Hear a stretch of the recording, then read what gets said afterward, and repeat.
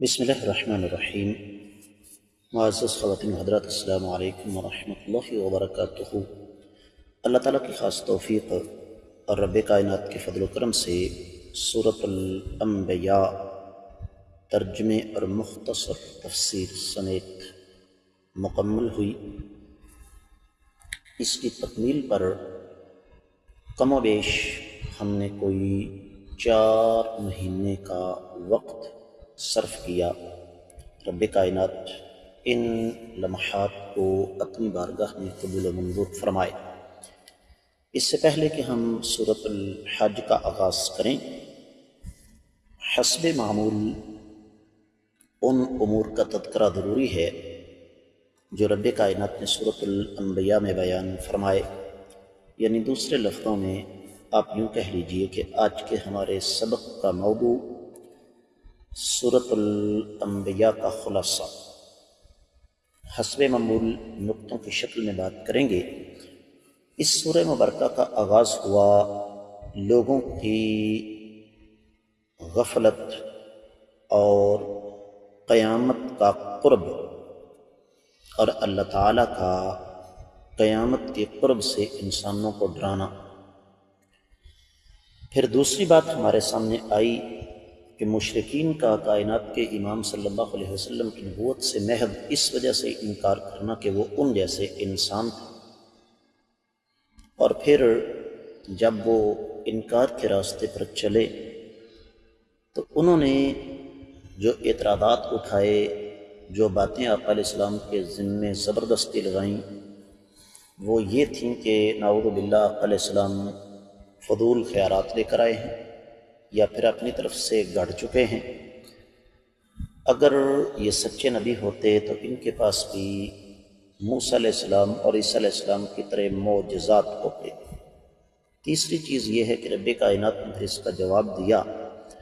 کہ تمام انبیاء انسان تھے اور یہودیوں اور عیسائیوں کے اہل علم اس بات کو اچھی طرح جانتے ہیں۔ چوتھی چیز جو بیان ہوئی وہ یہ کہ اللہ ملک العلم رب الجلال والاکرام نے اس سے پہلے بہت ساری اقوام کو اس وجہ سے ہلاکت کی بھینٹ چڑھا دیا، تباہی کی بھینٹ چڑھا دیا کہ وہ ظالم اپنے رسولوں کو جھٹلاتے تھے، اور ان کے بعد اللہ رب العزت نئی اقوام کو لے آئے۔ پھر پانچویں چیز رب کائنات نے یہ سمجھائی کہ زمین و آسمان کی پیدائش محض فضول بیکار نہیں ہے، اور اللہ کے فرشتے نہ تو اللہ کی عبادت سے تکبر کا اظہار کرتے ہیں اور نہ اکتاتے ہیں، یہ دونوں بیماریاں انسانوں میں ہیں۔ چھٹی چیز اللہ نے ہمارے سامنے یہ رکھی کہ رب کائنات کی توحید اور وحدانیت کے دلائل قاطع، ناقابل تردید اور ناقابل چیلنج ہیں۔ جس بد نصیب نے بھی اللہ کے سوا کسی اور کو معبود بنایا ہے،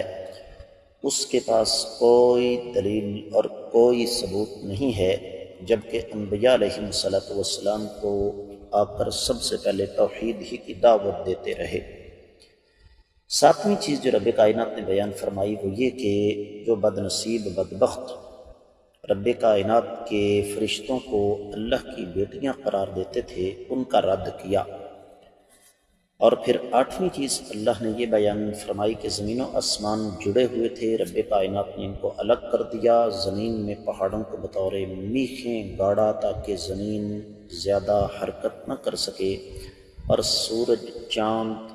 ہر چیز، یہ جتنے اجرام فلکی ہیں وہ تیر رہے ہیں، اور اس بات کو سائنس بھی ثابت کر چکی ہے۔ نویں چیز اللہ تعالیٰ نے یہ بیان فرمائی کہ ظالم کافر انہیں عذاب کی بہت جلدی ہے، اور اگر ان ظالم کو یقین ہو جاتا، پتہ چل جاتا کہ اللہ تعالیٰ کی گرفت کیسی ہے، تو کبھی بھی وہ یہ طلب نہ کرتے، عذاب کا مطالبہ نہ کرتے۔ معزز خواتین حضرات، 10ویں چیز رب کائنات نے بیان فرمائی کہ قیامت اچانک آئے گی لیکن لوگوں کو اس کا شعور نہیں ہے۔ 11ویں چیز جو اللہ نے بیان فرمائی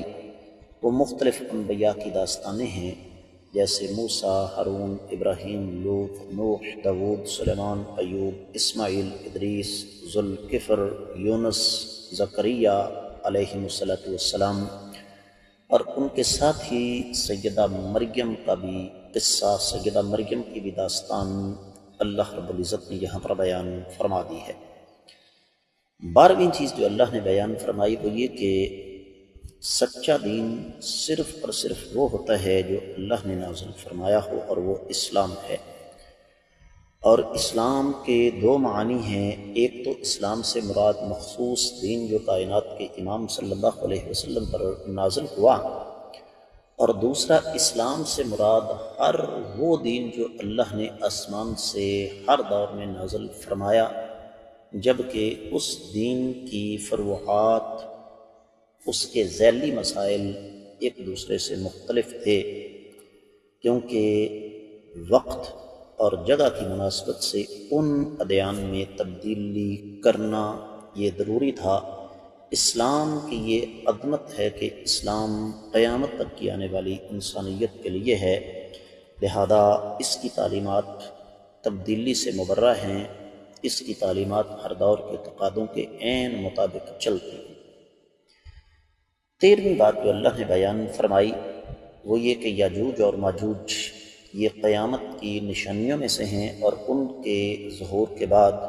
قیامت بالکل قریب آ جائے گی۔ 14ویں چیز اللہ نے بیان فرمائی ہے کہ بت اور ان کی عبادت کرنے والے قیامت والے دن جہنم کا ایندھن بنیں گے۔ بتوں کی بات کی ہے اللہ رب العزت نے۔ وہ بت یقینی طور پر انسانوں ہی کے تھے، مختلف انبیاء، اولیاء اور صلحاء کے تھے، تو بتوں کو جہنم میں ڈالا جائے گا۔ نیک لوگ جن کے بت لوگوں نے زبردستی بنا لیے وہ جہنم میں نہیں جائیں گے۔ اور ساتھ یہ بھی سمجھایا کہ اگر یہ بذات خود بت اگر معبود ہوتے تو قیامت کے روز ان کو جہنم کا ایندھن نہ بننا پڑتا۔ معزز خواتین حضرات، 15ویں چیز جو اللہ نے بیان فرمائی وہ یہ کہ کفار کا قیامت کے روز جہنم کے اندر جو حشر نشر ہوگا اس کی ہلکی سی جھلک کیا ہے۔ اس کے ساتھ ہی اللہ نے 16ویں چیز بیان فرما دی کہ کفار کے مقابلے میں اہل ایمان کو جو جنت میں نعمتیں ملیں گی وہ کون کون سی ہیں۔ اور ساتھ 17ویں چیز اللہ رب العزت نے یہ بیان فرمائی ہے کہ قیامت والے دن زمین اور آسمان ان دونوں کی حالت کیا ہوگی۔ زمین یہ والی نہیں رہے گی، ساری چٹگل ہو جائے گی، اور آسمان قیامت کے روز ایسے لپیٹ لیے جائیں گے جیسے کوئی دفتر یا کتاب لپیٹ دی جاتی ہے۔ 18ویں چیز جو اللہ نے بیان فرمائی وہ یہ کہ اللہ رب العزت کی یہ سنت ہے کہ رب کائنات ہر دور میں زمین کا وارث ان لوگوں کو بناتے ہیں جو زمین میں اصلاح کرتے ہیں۔ فسادیوں کی اللہ کی زمین پر کوئی جگہ نہیں ہے۔ 19واں نقطہ جو اللہ نے یہاں بیان فرمایا وہ یہ کہ وحی کا سب سے پہلا درس توحید کا ہے، اور جس کو توحید کی سمجھ نہیں آئی اس کو وحی کی سمجھ کسی قیمت پر کبھی بھی کسی بھی حالت میں آ ہی نہیں سکتی۔ یہی وجہ ہے کہ انبیاء علیہ السلام نے دنیا میں آتے ہی، مبعوث ہوتے ہی سب سے پہلی دعوت اللہ کی توحید کی لوگوں کو دی، اس لیے کہ جس کے پاس توحید نہیں، چاہے وہ جتنا مرضی دین کا دعوے دار ہو، اس کا یہ دعویٰ بیکار، فضول، بے معنی اور لا یعنی ہے۔ معزز خواتین حضرات، 20واں اور آخری نقطہ جو اللہ رب العزت نے بیان فرمایا ہے وہ یہ کہ اللہ رب العزت نے امام الانبیاء محمد الرسول اللہ صلی اللہ علیہ وسلم سمیت بلکہ آقا علیہ السلام اور قیامت تک کے آنے والے داعیان دین کو تسلی دی ہے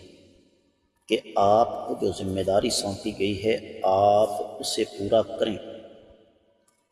نتائج کی ذمہ داری اللہ پر چھوڑ دیں، اور انتظار فرمائیں کہ آپ کی دعوت کو رد کرنے والے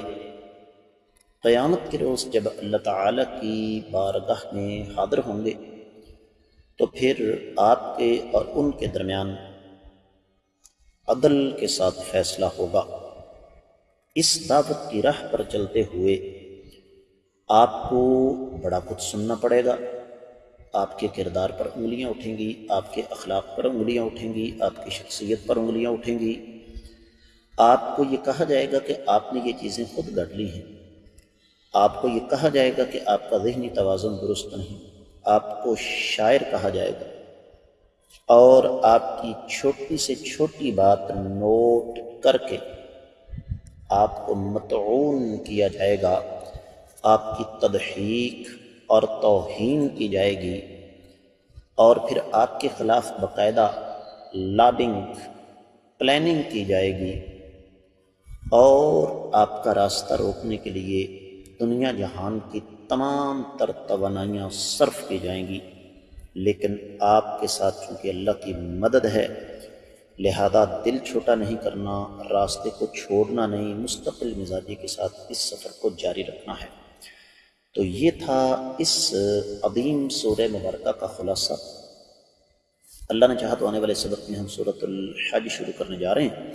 آپ لوگوں سے خصوصی طور پر میں گزارش کروں گا کہ جہاں تک ہو سکے ان اسباق کو سبق جاریہ سمجھ کر زیادہ سے زیادہ ہر فورم پر نشر فرمائیں، ویڈیوز کو لائک کریں، شیئر کریں، چینل کو سبسکرائب کریں، ساتھ لگے گھنٹی کے بٹن کو ضرور دبائیں تاکہ تازہ ترین اسباق آپ کو بر وقت ملتے رہیں۔ آپ کی طرف سے آنے والے محبت بھرے پیغامات ہمارے لیے انتہائی حوصلہ افزائی کا باعث بنتے ہیں۔ آپ کا یہ اپنا چینل ہے جہاں پر آپ کو قرآن و حدیث کے اسباق پڑھنے کے خطبات، مختلف موضوعات پر دروس اور آپ کے قیمتی سوالوں کے جواب ملتے ہیں۔ روحانی تشنگی بجانے کے لیے اس چینل کو دوسروں سے بھی متعارف کروائیے، خود بھی تشریف لایا کیجیے۔ آج کے سبق سے اجازت دیں۔ السلام علیکم ورحمۃ اللہ وبرکاتہ۔